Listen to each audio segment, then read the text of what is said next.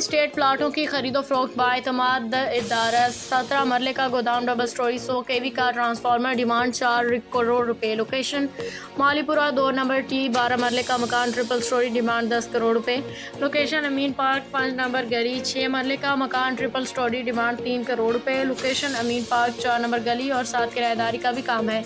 मकान गोदाम हाल चाहिए तो इस नंबर पर रब्ता करें 0307195414 मुबारक अली।